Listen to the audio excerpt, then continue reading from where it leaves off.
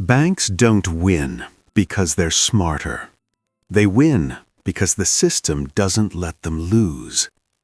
Most people believe banks succeed by lending money responsibly, by managing risk carefully, by earning interest. That story sounds reasonable. It's also incomplete. Right now, debt is rising everywhere. Inflation keeps coming back. Crises repeat with different names. And yet one thing never changes. Banks survive every time. So the real question isn't what banks do, it's what kind of system protects them.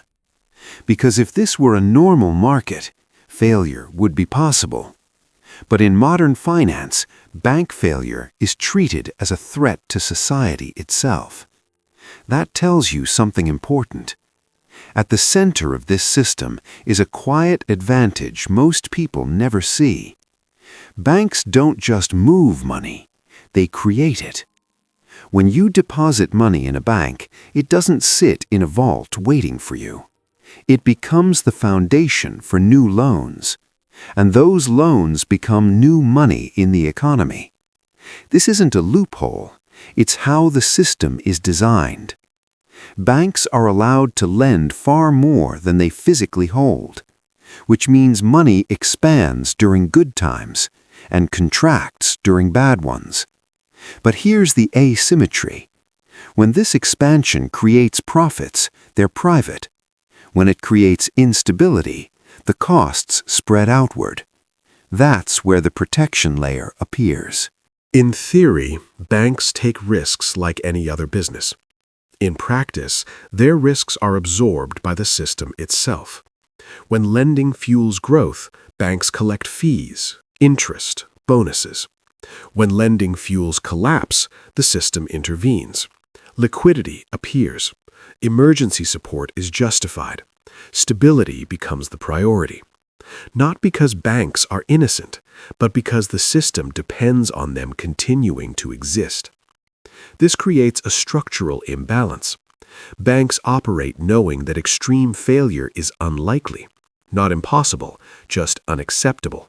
And that knowledge changes behavior. Risk becomes rational. Leverage becomes normal. Short-term gain outweighs long-term fragility. This is often described as a moral problem. It's not. It's a design problem. The system rewards institutions that grow large enough to matter. Scale becomes safety. Complexity becomes insulation. Meanwhile, smaller actors don't get the same protection. Households fail quietly. Businesses disappear without intervention. Losses at the bottom are absorbed naturally. Losses at the top are treated as systemic threats. That contrast isn't hidden, it's normalized.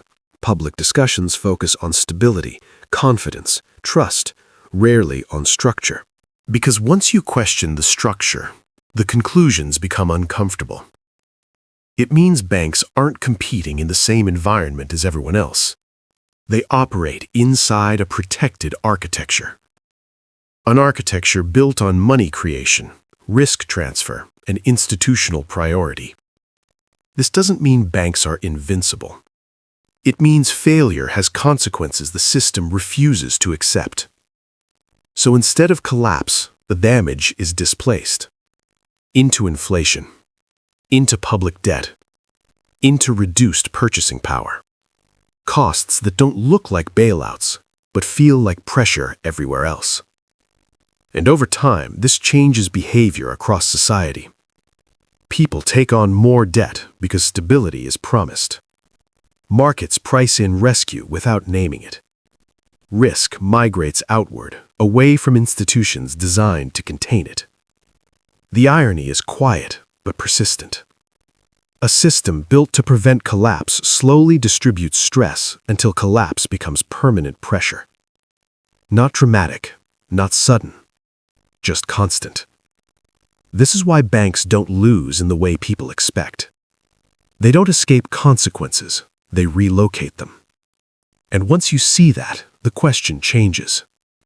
Not why banks survive crises, but how long a system can keep shifting costs without breaking trust altogether.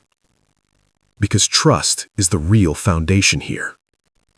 And unlike money, it isn't something banks can create.